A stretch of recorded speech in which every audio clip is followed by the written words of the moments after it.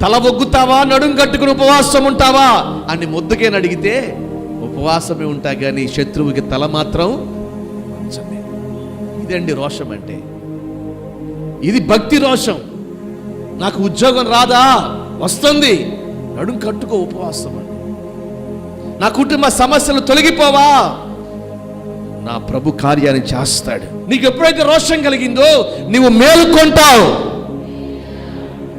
నిద్రిస్తున్న ఆత్మీయ నిద్రలో ఉన్న నీవు మేలుకొని నీవున్న స్థితిలో నుంచి లేవనెత్తబడి నడుం కొట్టుకుని పోరాటం చేస్తావు. ఎంతకాలం?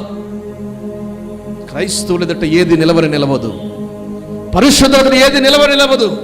అది ఏ శోధనైనా, ఏ సమస్య అయినా, ఏ చీకటి కార్యమైనా క్రీస్తు ఎదుట నిలవకుండా ఉండును గాక. ఆయన బిడ్డల ఎదుట నిలవకుండా ఉండును గాక. ప్రార్థిస్తున్న ఈ సంఘంలో నిలవకుండా ఉండును గాక. చప్పట్లు కొట్టి గట్టిగా చెప్పండి.